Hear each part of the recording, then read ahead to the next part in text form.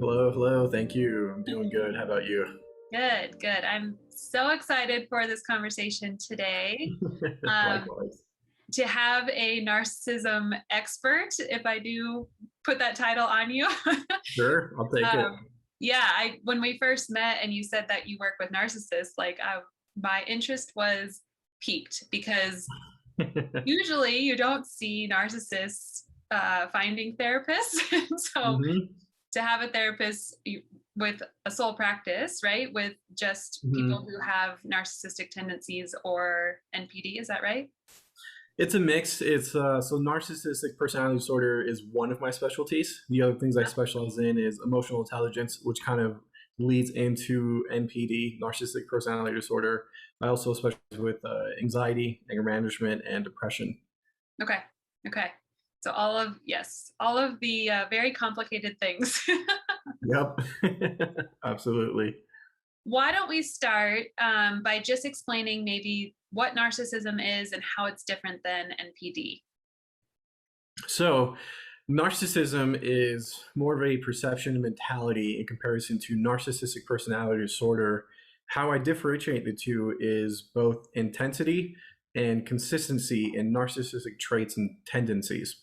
Hmm. Essentially, someone who's narcissistic, regardless of a diagnosis, is solely focused on themselves and getting what they need or want, regardless of what's happening around them in their environment, is how I would describe narcissism in comparison to narcissistic personality disorder, NPD. That is a mental health diagnosis. It is they have to meet certain criteria. There's a total of 9 criterion. They have to meet 5 out of the 9 in order to be diagnosed with NPD. The difference between someone who has narcissistic traits and someone who is a full-blown narcissist is the more criteria a person meets for narcissistic personality disorder, the more intense they're going to feel on the receiving end.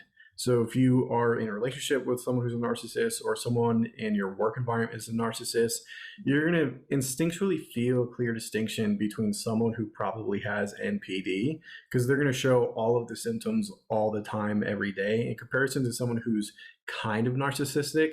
It's kind of hit or miss. In some moments, they'll be narcissistic, and others, they won't be. Okay.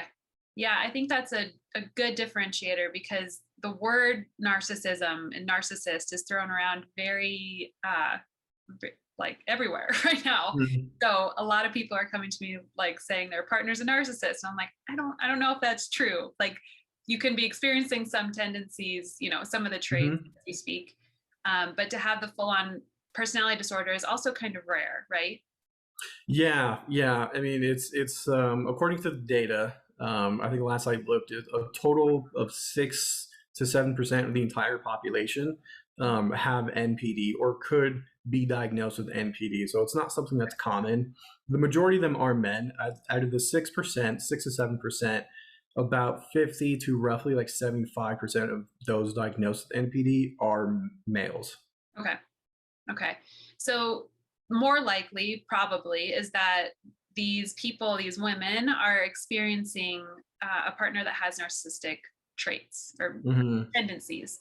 So, what are some of the traits, or what would be the behavior that they could expect from someone who has those traits? Sure, it would be a lack of empathy and remorse is one. Empathy is how I would describe as recognizing another person's emotions and Mhm. being able to acknowledge what those are.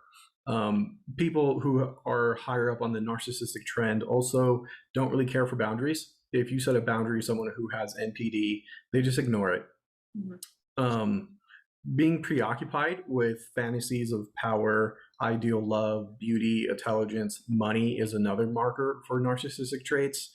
A lot of this behavior starts in early adulthood to like high school. So if you have any information about this person's like background and how they were before you met them is another indicator. The longer they've been like that, the higher likelihood that they're running up the narcissistic traits and potentially leading into full blown NPD. The other marker is being manipulative. People who are narcissistic, the entire focus is on them and themselves, what they need and want out of their environment, be it family, friends, colleagues, work, whatever. So their entire focus is on themselves and themselves alone. So they don't really think too much about others around them. Mhm. Yeah. Yeah. The first time that we spoke, you had used the analogy of a chess game, which I thought was Mhm. fascinating. Will you talk a little bit about that? Because I think the visual of that is really helpful. Yeah, so the thing with narcissists that a lot of people don't realize is they're often very self-aware of their behavior. Plenty of narcissists, and even those with full-blown NPD, are actually aware how they present themselves, and they just don't care because they're narcissists. Mm. And because so many of them are lacking the emotional intelligence, when you take a human person and you remove all of the emotion, all you have is logic. That's it. So then you see them often in very logic driven careers, things that have a lot of business planning or strategy. And I relate this to chess because a lot of narcissists will play head games with people around them. Gaslighting is one of the things they do. Love bombing is another example of that. And so they're always in a chess match with everyone around them. But because they spend so much time using their logical part of their brain, they're just inherently and through experience and hours of practice that much better at using logic and strategy and insight into human behavior to essentially outwit and outplay their opponents. And their opponents is everyone and anyone within grasp. Yeah. Yeah, I think it's such an important concept to grasp because these people have been practicing the manipulation to get Hmm. their needs met for their entire life, right? So Hmm. they've surpassed the 10,000 hours. Yep. And often what happens in the clients that I work with, they are like beating themselves up because they couldn't see it, or they've been being gaslit for 5, 10, 15 years, and they're like, Hmm. how the hell did I allow this to happen? But it's like you're going up against a chess master essentially. Exactly. Yeah. 100%. It's the reason why in the upper echelons of corporate America, you find a higher density of people with showing narcissistic traits. And it's because the environment kind of breeds it into those people trying to climb the corporate ladder.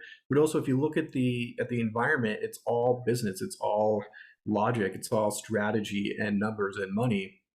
Those are logically driven career paths, and so that's why we see that. So those people tend to end up in those positions because from a young age all they do is practice their ability to be logical regardless of the consequences or the damage that is left behind them. So Yeah. when people have also come to me regarding how to not see it, you're just you have no way of knowing. They're intentionally hiding this about them because they've learned to long before you met them. So Yeah. you and everyone else and probably all of your friends who are now their friends haven't a clue. Because if you take one skill and you have someone learn it for 30,000 hours, they're going to get so good it's going to seem flawless. And that's what we see in like pro athletes, is the simple mechanics that they do to the outside eye seem really simple and easy until we try it and realize it takes millions of hours to get here. Yeah. This person is that much better than me at this particular skill. And for the narcissist, it's logic and Yeah. being able to manipulate people around them for their own personal gain. They've been doing it for a lot of them as early as like junior high. By the time you meet them 10, 15, 20 years later, they're that far ahead of you and just being able to use those skill sets. Yeah. Yeah. And to them, the manipulation is as a survival, right? It's a way to get their needs met Hmm. because that's the way that they learned. And it lacks emotion and empathy, so it can feel cold. It can feel really harsh. Um, Hmm. so I want to talk more about gaslighting because that's also a kind of a buzzword.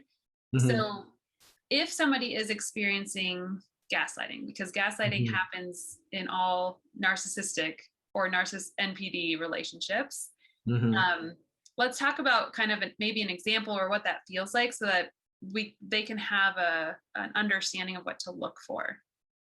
You know you're being gaslit when every time you bring up an issue to the narcissistic person in question, they somehow find a way to logically make it your fault, Yeah. regardless of what happened. So it could be not taking out the trash, forgetting to walk the dogs, walking the dogs without them, or anything. So basically, no matter what you do and how you would change your approach, it's always seemingly your fault, and it always makes sense that it's your fault.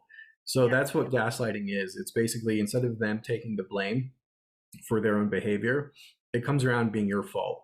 So, if you forget to take out the dogs for a walk and then they make a mess in the house, the narcissistic person will be like, I'm angry because of your mistake. You deserve my anger and my wrath because you messed up. You had one job today. And they'll find a way to logically spin it so that way you agree with that and think to yourself, I do deserve this punishment because I did make a mistake. That's gaslighting. And that's why it's so fucking insidious, because their logical explanation like actually could make sense. And so Hmm. you and I experienced this in the relationship that I got out of too, where it was like, well, fuck, am I the toxic one? Like, Hmm. I'm the one who's bringing all these problems, like it's all my fault. um Exactly. and it's hard to argue against that, because also in the gaslighting, in my experience, you get so confused, like Hmm.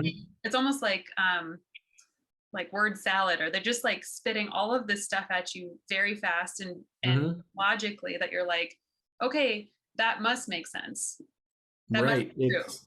Exactly. It goes back to them being chess masters in which they're strategically saying certain things and they're very methodical. A lot of people don't fully acknowledge it until after the fact. Like they will use their phrasing, their pitch, their tone, their rate of speech, their volume level, the specific words that they use and the combination that they use is all up for grabs. For them, it's all chess strategy and manipulation. So if they know your inherent weaknesses, like if you're a type of person who's not very good at mental math, they'll abuse that.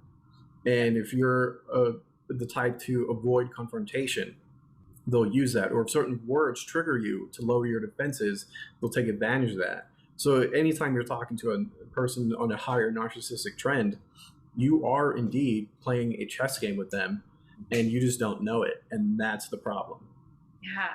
And really, they're gathering data from the beginning to be able to Exactly. use against you later. And Hmm. and when you start to show your vulnerabilities, or to share, really sensitive triggers, they're just Hmm. storing that for whenever they need to use that to their advantage. Exactly. Exactly. Yeah, they're getting the information from the second they lay eyes on you. Your body language is up for grabs, the type of clothes you wear, the brands you wear, everything, every little minute detail. They'll, if they can, they will use it against you for their own personal gain.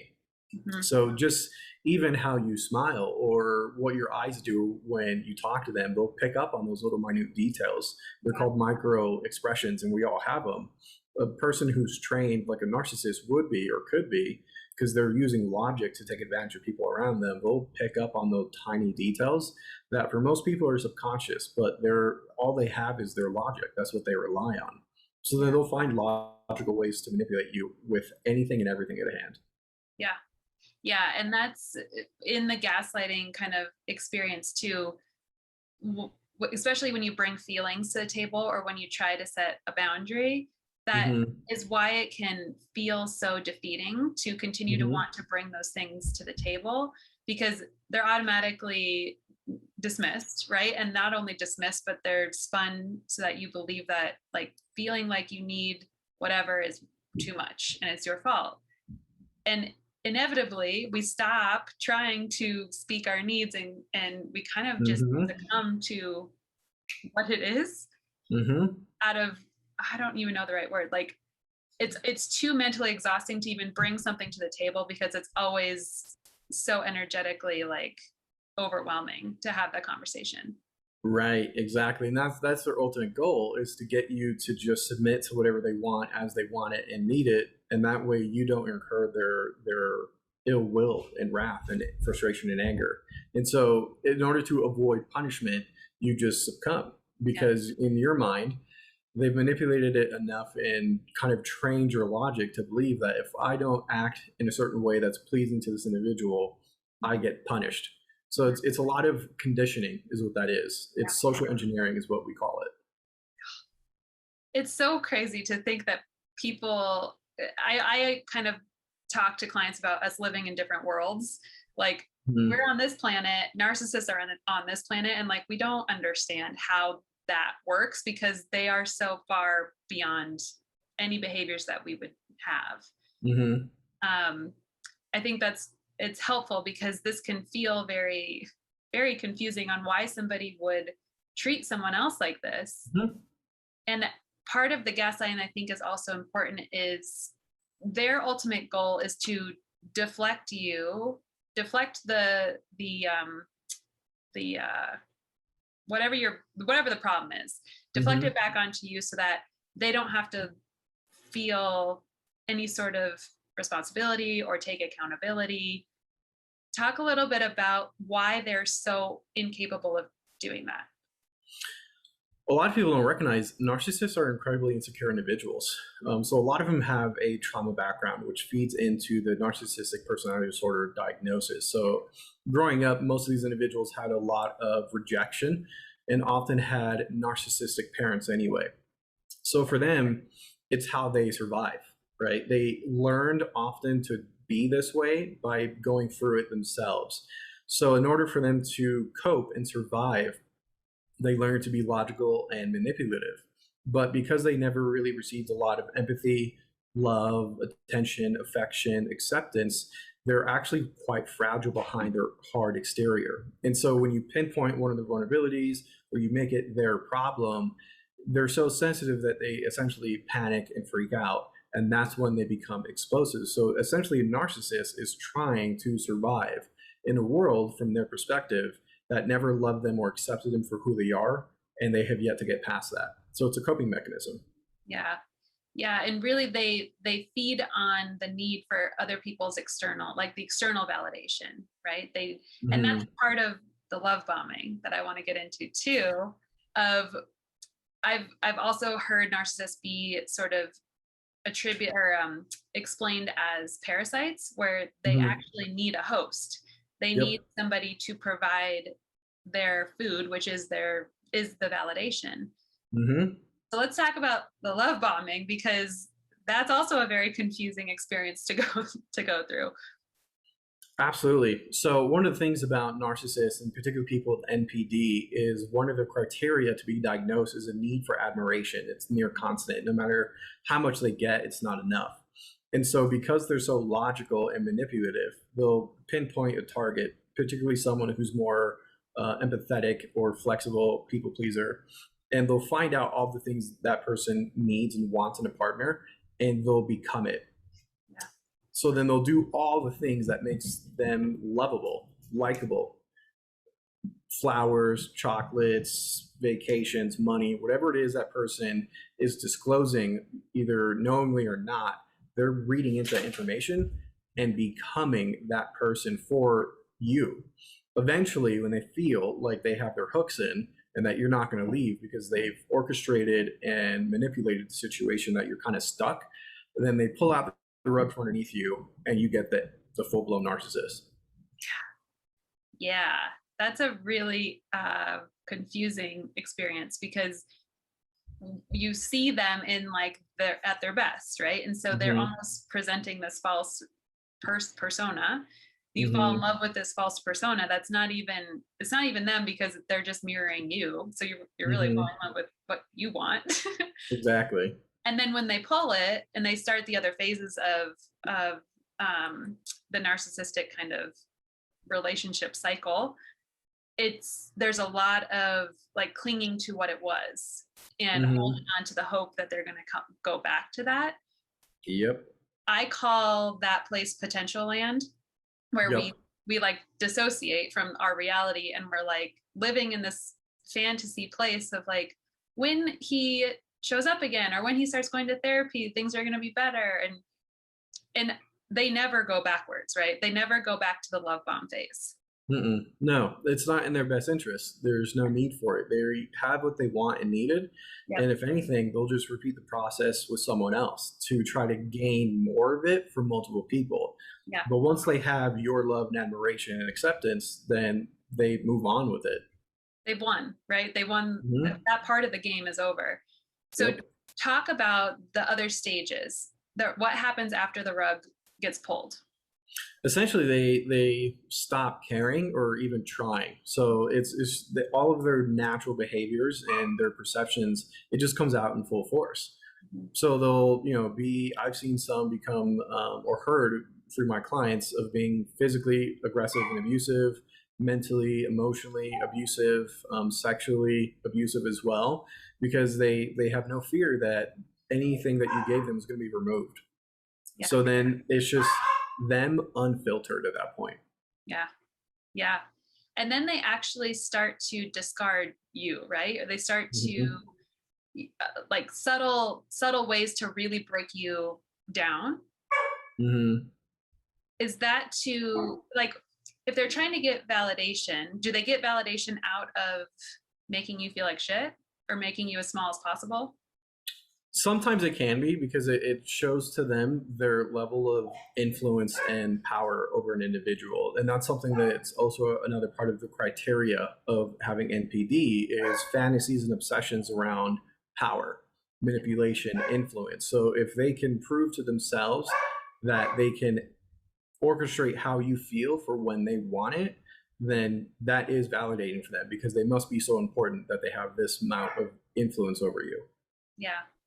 And oftentimes during that phase where they're cutting you down, they're discarding you, they're not giving a shit anymore, they're also working on another woman. Mm-hmm. Or I'm using men generally as the narcissist here, but it could be a woman. But they're working on the next host Mm-hmm. or the inevitability of this relationship ending or you kicking them out or whatever.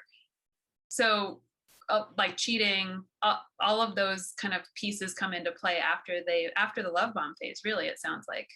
Yeah, 100%. They're always looking to move to the next target. They never really stop. They're restless. That's the thing about most narcissists is that they're actually quite hardworking, intelligent people. Mhm. And so once they grab a target, do what they need to do, and get what they need out of it or want, they're already planning their next move, probably before they even finish their original move with you as the individual. Yeah. So they're probably targeting at least 5, 6 other people, sometimes more, depending on their social structure. And so they're just kind of strategically waiting and biding their time, collecting information, and then methodically moving forward with their plans. It's wild. I mean, even as we talk through this again, I'm just like, how? Like that takes so much like planning, but they've been practicing, so that is how. Um, so is it possible to like be in a long-term relationship with a narcissist or like have a marriage with a narcissist?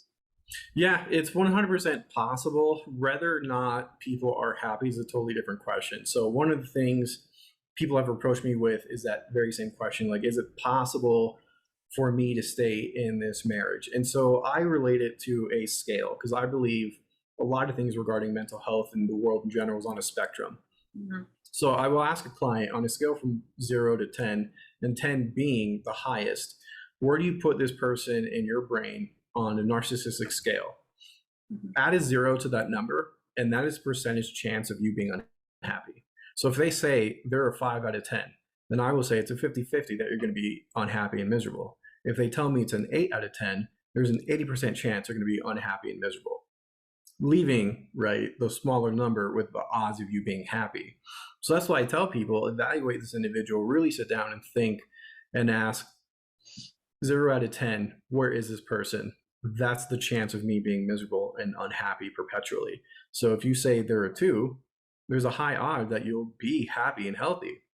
If Yeah. you're scoring 9 out of 10, it's going to be almost impossible because they're almost at 100% narcissistic scale, which Yeah. means that there's almost 100% chance that you're going to be miserable and unhappy for a long time. Yeah. Yeah. And there's this concept or phenomenon or whatever you want to call it of breadcrumbing, right? That Mm-hmm. they they get you so um familiar with like Mm-hmm. such little attention and love so that when they give little breadcrumbs you like cling to it and that one thing wipes out all of the 15,000 other things they did to hurt your feelings Mm-hmm. or make you miserable, right? 100%. It's because the reason why this works is that that one thing is designed and geared to have you elicit that kind of reaction. So Yeah. whatever that tiny thing is, it must be so important to you as the individual Yeah. that it for everything that happened before is just wiped clean. Yeah. And they know that and they habitually do that. They even do it with their therapist. It's happened to me before where Yeah. I will attempt to terminate with a client who's narcissistic because they're unmotivated and not really caring. And they sense it and will give me just a little bit to Yeah. keep us in the same relationship. It happens all the time. I see it frequently with most of my clients. And when I eventually catch on, I just have to tell them either we fully engage or you find another therapist. And Mhm. that's you. It works with everyone, me included. Yeah.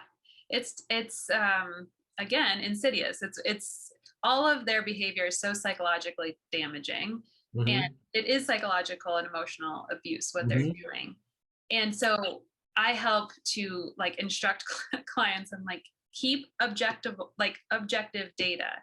Keep lists Hmm. of the things that they're doing that hurt you and the things that they're doing when they like show up, quote unquote. Hmm.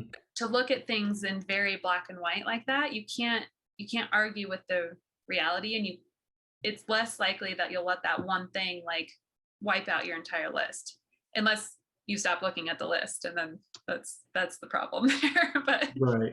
yeah. Absolutely. Yeah. I like that strategy because it helps keep track of what is and is not happening, what is and is not real. Because the goal of the narcissist, the higher into NPD that they are, their goal is to create a fantasy that they can manipulate because that's what they're preoccupied with is their own fantasies. So they're looking to push that onto everyone else.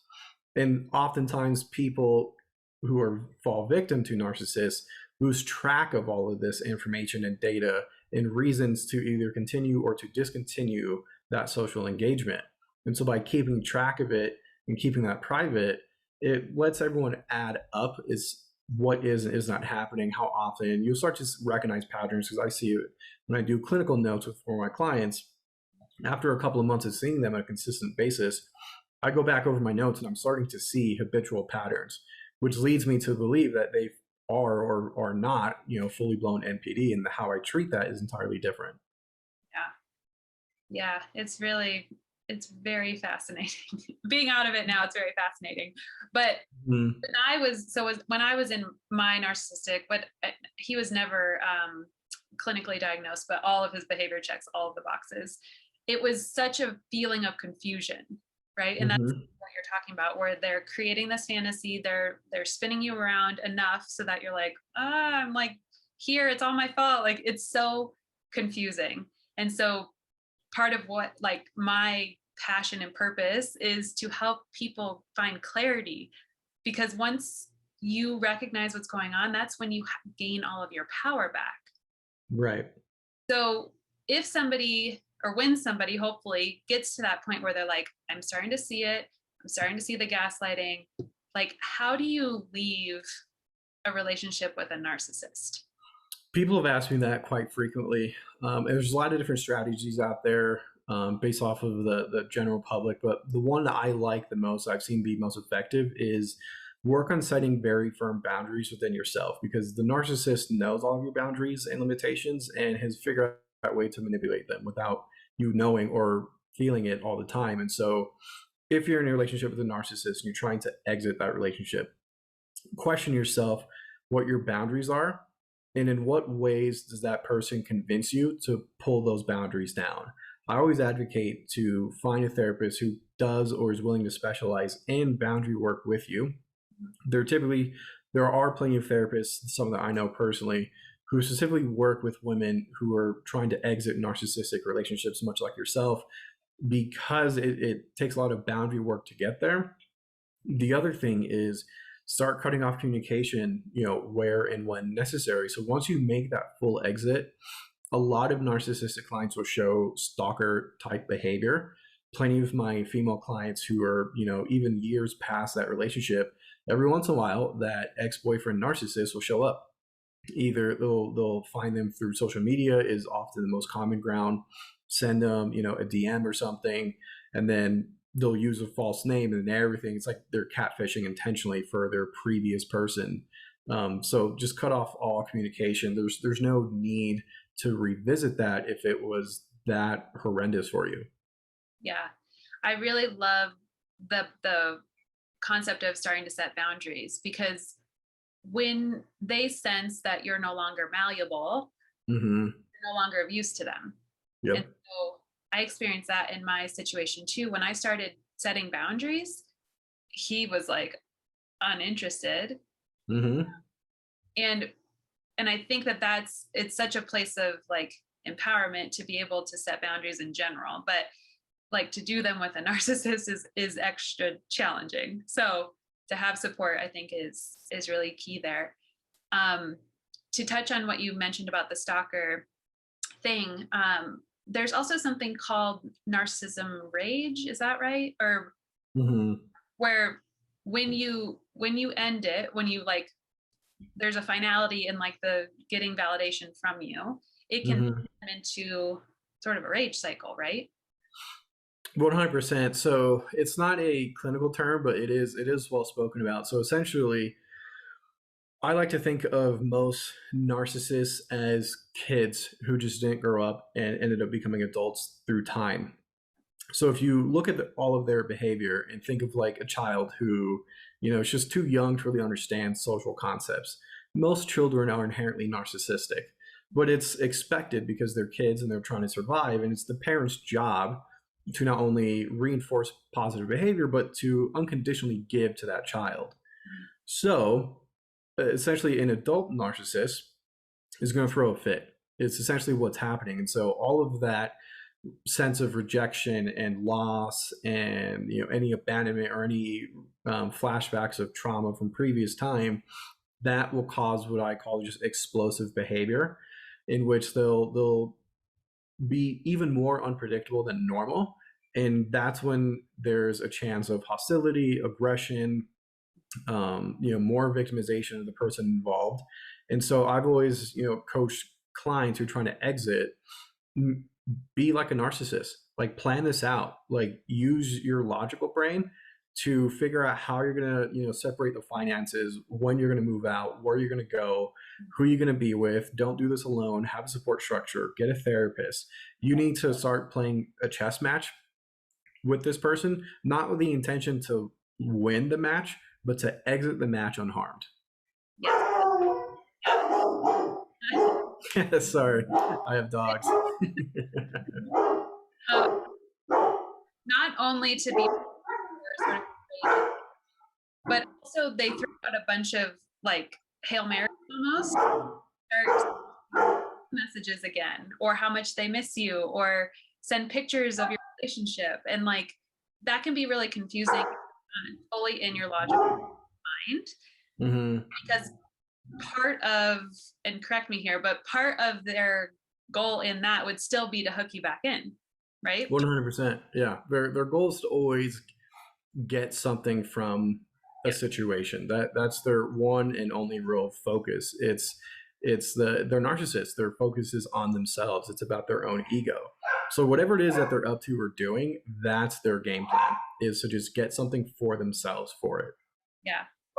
So as much as possible, when you've made your decision, to supports around you, to stay very logical, and then to go no contact is really the easiest way, right? To like block them on everything, block their number, don't engage, don't even look at what they're sending you, for the potential of them sucking you back in emotionally.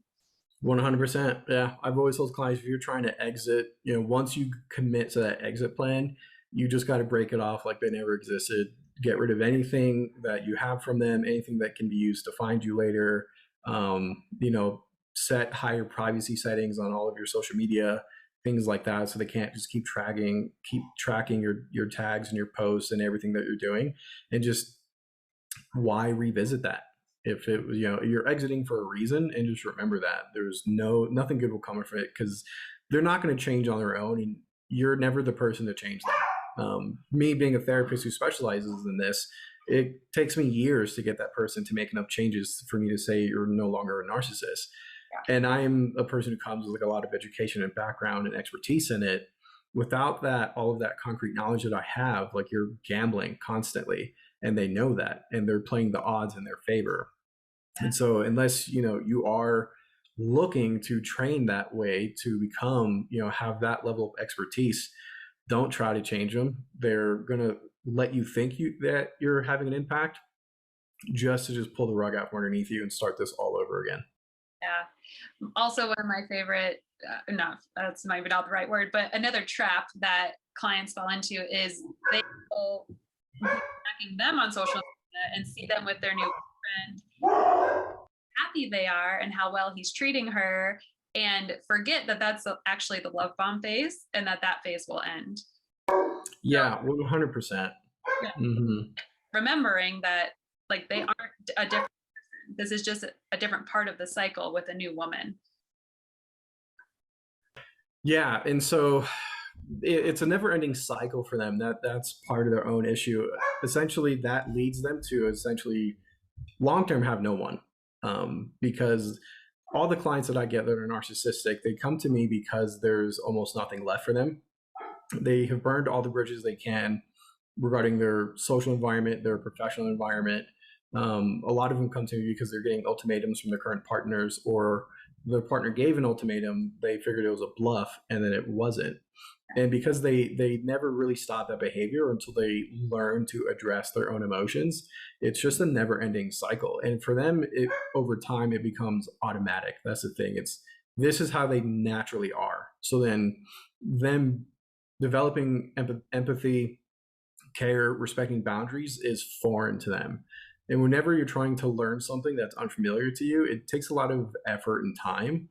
And so for a narcissist, especially the older they are, the harder it is for them to reverse all of that behavior and training, basically. Yeah. Yeah. I want to touch into, so if, let's say the woman is married, they have a child, and they're like going no contact is not an option for them. Mm-hmm. Let's talk about gray rocking and sort of what that is and how that works, how to do it.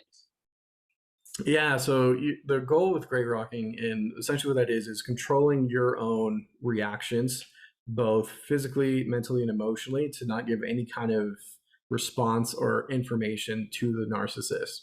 And so you would have a very flat affect, is what we call it. You're very monotone, flat. You don't really raise or lower your pitch, or your tone never changes.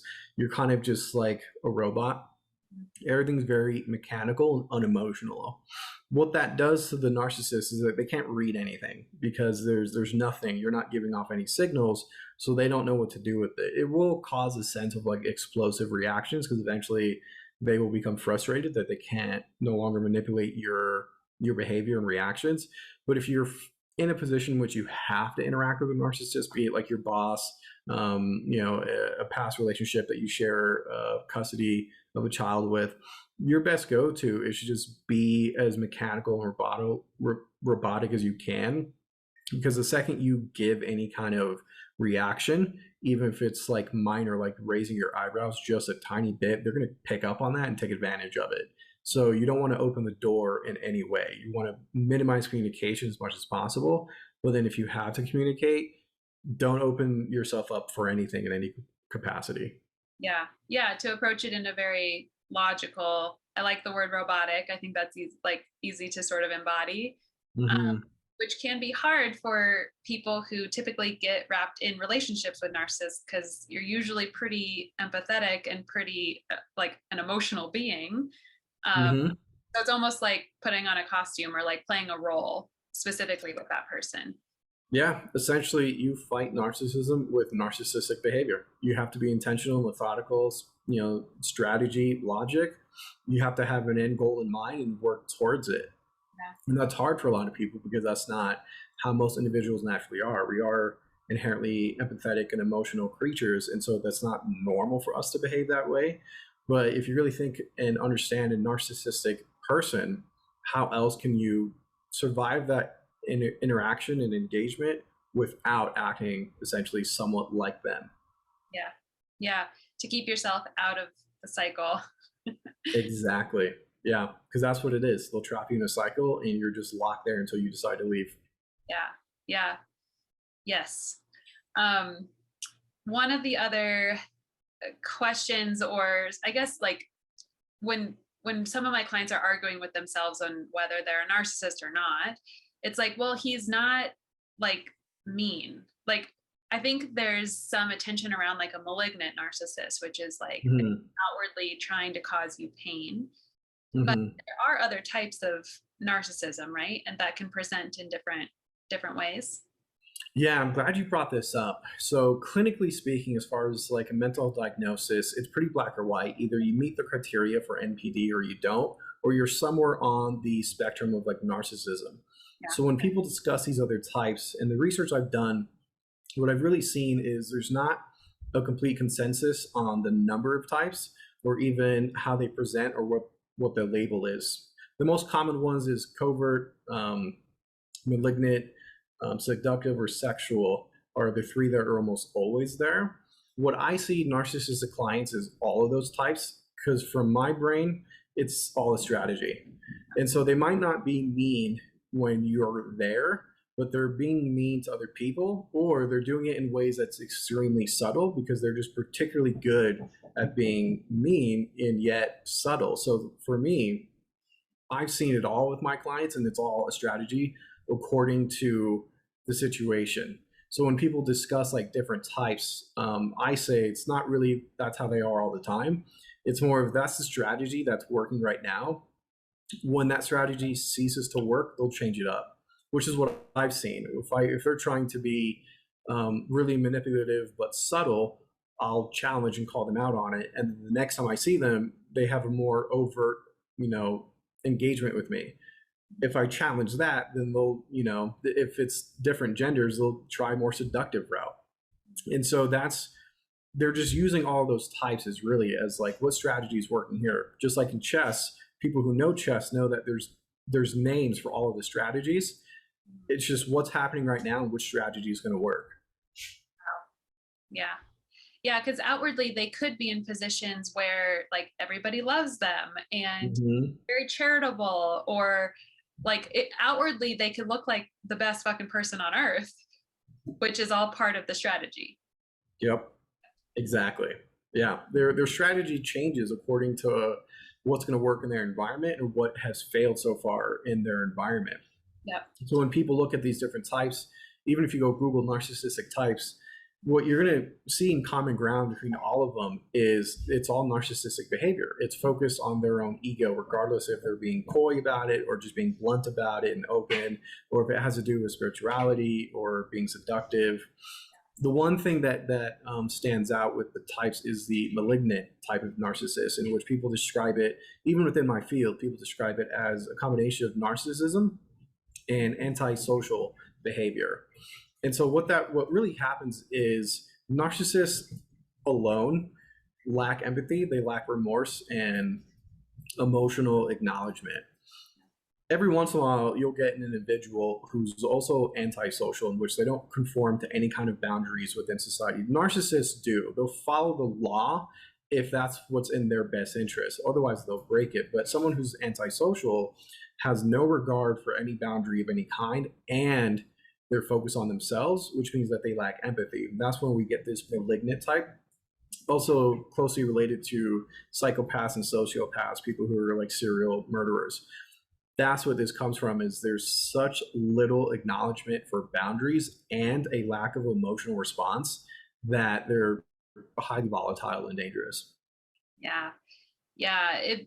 That was my experience. I would diagnose him as malignant narcissist, and to experience that behavior was so bizarre, because not only was it the complete opposite of the person that I thought I had been with for 4 years, but it was like going out of his way to cause me pain, which, psychological pain, emotional pain, feeling, threats of physical safety, all of it. And it was very overt, to the point where like I was explaining what was happening to me to my friends, and they're just like, this is not the same person. Like, and it was almost discounting what I was actually experiencing, because they couldn't like get around how they didn't see it. Yeah, that's what narcissists do. They set up a fantasy for everyone involved that benefits them and them alone. And so if they're trying to keep a particular target, being you, the individual, they also know they need to manipulate everyone around you. So that way, if anything happens, you don't have a fail-safe, you don't have any backup, and you're the person who's not believable, because they have set themselves up as the person with credentials and reliability. And that's all intentional. They essentially methodically went person by person and set that up, sometimes years in the making, because that's just what they do. And when things don't go their way, there's the chance that they become explosive. And that's when you see their true nature and how they operate when nothing's really working. And so that malignant type, is essentially a person with no emotional regard, no care or fear or concern for boundaries. So then if an individual who's inherently focused on themselves has no limitations, why not take it to that extreme? Because that's going to benefit them. It doesn't matter about you or anyone else. Yeah. Yeah. I also think two kind of red flags that you can look for is one, if they're starting to isolate you, like you're talking about, where they're Mhm. manipulating everyone around you so that you slowly like don't have any friends or family that you can lean on or that believe you or whatever. Mhm.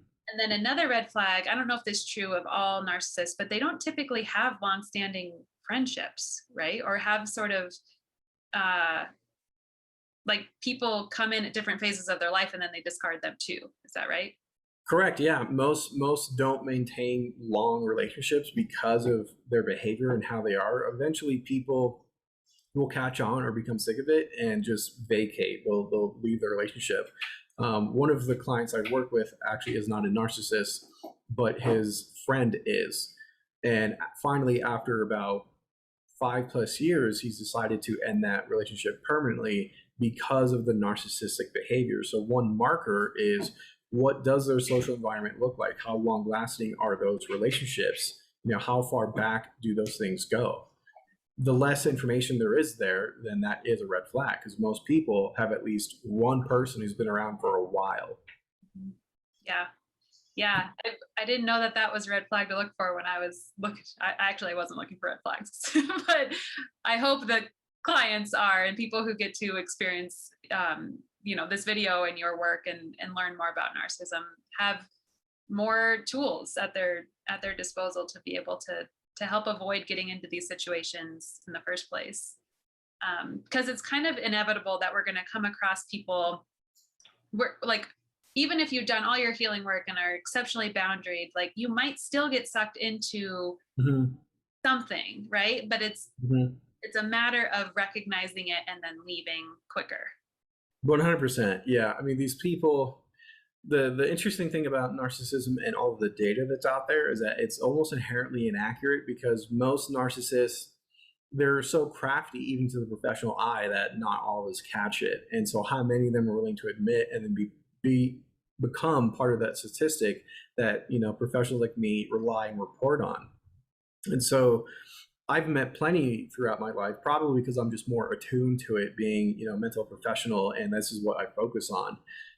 But even people who've like you said, done the healing process and went through everything to resecure themselves as an individual, as long as you have a job, you're always at risk to run into one, because they're everywhere, and they don't really look a particular way, but they feel and behave in certain ways, but they're always trying to hide that. So even if you don't acknowledge it, like there's at least one around you somewhere, especially if you're not fully remote, there's at least one narcissist in your entire office company. There's no way that there's not. The data won't add up. Whether or not you're a target depends. And so if you're not a target, you just don't acknowledge it because they don't want anything from you, or what you have is not something they care to get. But it only matters when they choose you, and that's when everything starts. Yeah. Yeah. That's where the being really boundaried and confident in yourself comes in, because then you're less appealing to them. Hmm. I want to touch on what you just said about the feeling. Like I Hmm. talk to my clients about having, after you've been through an experience with a narcissist, you have an internal alarm system, Hmm. what that behavior felt like. And Hmm. when you're in a room of people and you start to feel like you can't name why you don't want to talk to that person or name what feels like icky, but that's Hmm. like, hey, this is familiar. Pay attention. 100%. Yeah. So I've seen this a lot with people who have gone through that experience and have eventually come to a place of just feeling confident and have healed. And I tell people this as a joke, but it's somewhat true. Like I can smell someone's mental health. Like I can just smell it. What's really happening is my subconscious is trying to signal something for me, and that informs my decision making. So if you have a lot of experience with addicts, you could just pick up subconsciously someone who is or is not struggling with substance use. So if you have a lot of experience with narcissists, it's the exact same way. So I always tell people, trust your instincts, because your brain and body is designed to keep you alive no matter what. And so we often get these signals like something's off. I don't know. I don't really care for this person. Something creeps me out, but I don't see anything. Yeah. Do you need to, though? I challenge my clients on that. Do you have to have concrete evidence to keep yourself safe? What are you saying if you say, no, I don't need concrete evidence? Like you're being unnecessarily risky. So then you don't need the concrete evidence. Just trust your gut, trust your instinct. And if you have previous experience, trust that. If something is just like off-putting, that is your subconscious trying to scream at you and say, hey, get out. Yeah. We see it, you don't see it, but that part of your brain's like, we need to leave now and just forget this place, never come back to this coffee shop, never talk to that guy's face again, leave, never come back. It's okay. We'll get coffee somewhere else. Yeah, it's like your body's non-biased, it's just giving Correct. Data. It's like, hello, we've done this. It's more trustworthy than our mind, because our mind will talk ourselves out of it or rationalize around it or Right. justify or whatever we're doing, like, because emotion and heart take over sometimes. Exactly. Yeah. I always tell clients, trust your instincts. If you have the experience, what's the worst is going to happen? If you trust your instincts, you stay safe, you stay happy and comfortable. I mean, you're risking a lot with, because you feel like you're being irrational because it's a hunch. Yeah. I say that sometimes being irrational is what keeps people safe. You don't need the concrete evidence, and no narcissist is going to tattoo it on their forehead, I'm narcissistic. Like, you're not going to know until after the fact anyway. Why chance it? Yeah. And if for some reason, and again, going back to the inevitability of like getting sucked in for a minute or a little while, right? It's like, look for the red flags, look for their inability to take accountability, look for the gaslighting, look for, everything being centered around themselves and needing validation. And what happens when you set a boundary? Do they respect it? Is there open communication, or is it like, that's your fault? There's the red flags, I think, are a big part of staying sane in people you're meeting. 100%. Yeah. If you're trying to invite someone into your life and you're not entirely sure and you've had negative experiences in the past, test it. You don't always have to be so blunt about it. Specifically with narcissists, test their level of empathy. Yep. Set a boundary and see how they respond. Check out their social network. Try to get to know their friends. Are they of like mind? How have their experiences been? What are they like? Test the waters always. And if you're not really getting clear messages one way or another, then just trust your instincts on that and just move forward with that. That's all you really need. Yeah, I think that's extra important in dating also. And I can speak to, like, myself and my clients are fucking terrified of getting into another relationship, right? Because they're like, through that again. And so using the dating process as a way of, again, gathering data, testing the boundaries, like, can they show up to a conversation? Is it this too good to be true? Like, let's go to Bali after knowing each other for 2 weeks, There's some things that you can see through the love bombing, because also during the love bomb phase, if you tried to set boundaries or speak about something real, it still wouldn't go well, right? Even though you're in that sort of euphoric place. Yeah. Several clients of mine right now, actually, younger women who've gone through the narcissistic relationship and are feeling ready to date again. I've brought this up recently. Is how do I avoid finding another narcissist and repeating this process? And part of the scary truth is you might not be able to, because they're crafting, always changing, their strategies and how they approach and manipulate. The best thing you can do is set up, a strategic defense. What is your criteria for selecting, a dating person? Yeah. Where do you find these people? You might not want to, date people in professional settings all the time, because the higher up you go in a company, the more likely they are to be a narcissist. So that's one thing to consider. Or is it always bars where you're likely to find a narcissist because they're trying to take advantage of someone who's not completely coherent anyway? And so, set things up in public, trust your instincts. What kind of signals do you need to see in order to even take the next step forward? If you don't see them, then just, contemplate If I can get the list of things I have to feel safe checked, if I can get all of them, is it worth taking a chance knowing what's possibly out there? It's why people, are scared of the ocean. We don't really know what's there, yet we know things can be harmful. They can also be beautiful, but it's kind of uncontrolled Yep. and we can't see everything. And that's what dating feels like. After you've gone through that experience, it's like you're just diving into the ocean, hoping you find a dolphin, not a shark. Yeah. I think another thing to be aware of when you're dating is to not reveal all of you in the very beginning, because Mm-hmm. part of building trust with someone is like, I'm a little vulnerable with you, and then you're a little vulnerable with me. And it builds, right? You build sort of levels of things you're willing to share, or you don't dive into all your traumas on the first date. And I think sometimes part of a narcissist strategy is to trauma bond. So Mm-hmm. they make they almost make you reveal all of your stuff because they're holding it, Mm-hmm. but also so that they can be the savior for all of your stuff. 100%. Yeah. It's a very effective strategy, particularly for people who have a lot of trauma and it's kind of apparent. It's something I see in people as well, but because I'm a therapist, like I can just tell the behaviors and the reactions to how I present myself, if there's a sense of trauma there or not. Narcissists, some of them will target people with higher rates of trauma. It's also the reason why those same individuals are more likely to have repeat narcissistic relationships. It's because they're being targeted by the narcissist, disclosing their trauma, giving a lot of information, and then the narcissist then manipulates everything to their own benefit, re traumatizing the same person over and over again. Yeah. In order to build a relationship with someone, you don't have to disclose everything about you all at one time. In fact, Mm-hmm.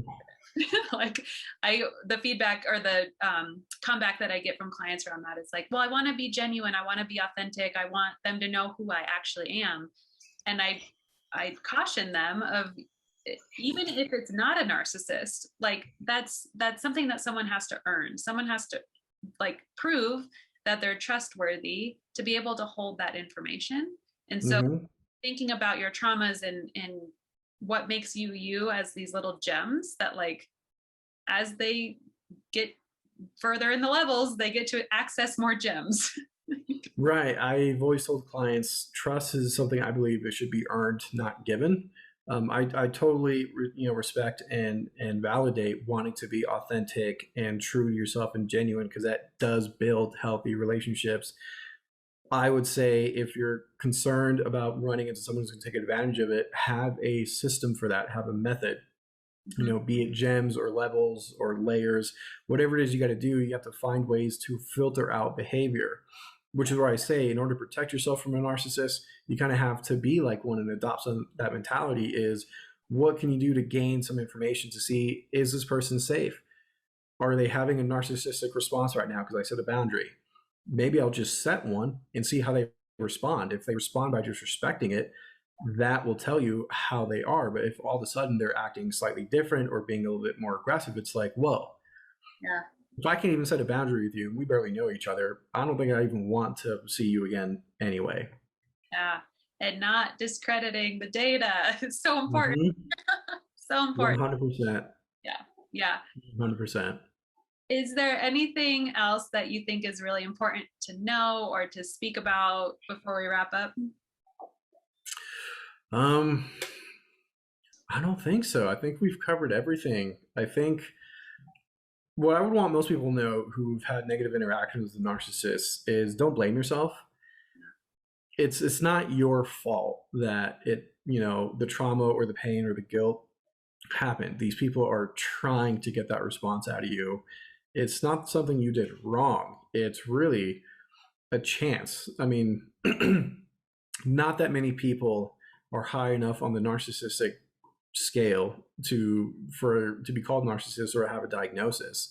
So the odds you meeting that person is still relatively low. The threat is always there, but if it ever happens or already has happened, their goal is to make it your fault. And so by you saying, how did this happen to me in hindsight? Like, what did I do wrong? Like that's them. That's the narcissist speaking, not you. What you need is to just have acceptance and forgiveness for the fact that you did your best with what you had and it didn't work. Yeah. And that's all you really can do. Yeah. Yeah. That in a like in effect, feeling guilty and shameful about it is actually letting them win. Mm-hmm. Ultimate win, right? Because Yeah. I really see the win, if we need to categorize a win, like you saw what was happening and you got out. Like that is the win. You win. Like Mm-hmm. to consistently give yourself kindness and compassion, and like hindsight is always a bitch because we always Yep. can see things more clear now. So to let yourself heal, let yourself grieve, let yourself move through the trauma of what happened without adding another layer of shame on top of it. Yeah. If anyone takes one thing away from this whole experience, is don't ever play chess with a narcissist. They spend way too much time in their own head practicing maneuvers and strategies and memorizing things. They're very good. Yeah. So if you think you're caught in a chess game with the wrong person, your strategy to win is to exit that game and just move on. Yeah. Yeah. And not get sucked into all of the manipulation that they want you to feel and experience to keep you hooked in. 100%. Absolutely. James, I am such a big fan of you. I think the message that you have and the way that you work with not only narcissists, but also people who have been in relationship with narcissists is so vital. Mm-hmm. Really, really appreciate you sharing your knowledge and your time and just allowing me to record this for my clients who really need some understanding around what this is. My pleasure. I like doing stuff like this for free. It helps get the message out. It helps people who need resources. It's what I'm all about. So, I mean, the pleasure is really all mine. And for you, keep up the good work. I hope you're proud of yourself. I know I'm proud of you and what you do. And lots of people need individuals like you to care and to help. And power to you and power to the people who are willing to take this message and find growth and healing from it. Thank you. Do you want to share your website or anywhere that people can find you if they want to connect further? Absolutely. So my private practice name is Morning Coffee Counseling. The website is the same, morningcoffeecounseling.com. My name is James Marrugo. Pleasure to be able to do this with you. And if any of you need help, I do offer free 30-minute consultations. So even if I'm not the right fit for you, I'll have enough information to help you find the therapist you need. And I do all of this free of charge because it's about getting people to the right professionals for health, healing, and growth. So at the very least, take up 30 minutes of my time. Let me get to know you and see how I can help you just have the quality of life you're craving. Amazing. And one other thing, do you have any recommendations for books or podcasts that can also be, that I know there's a lot out there. So are there any favorites that you have? Not particularly. Reason being, very few are centered around like the mental health component of what I understand. And I think one that some of the information that's missing out there in narcissism in general is more of the science behind how they operate. There's plenty of information about what it's like to be with one, how people have healed and grown. And I think those books and podcasts are wonderful, but there's not a whole lot of people professionally having podcasts about the psychology of a narcissist in order to really bridge the gap between what a narcissist really is, which is part of what we did today, is what is narcissism? What's narcissistic personality disorder? What it's like to be on that scale. So I don't have any recommendations as far as understanding narcissism because it's mostly really boring textbooks no one's going to read. Yeah. Yeah, that makes sense. I think I vote you in to start the podcast. Thank you. I'll take that under advisement. Thank you very much. All right, James, thank you so much. Absolutely.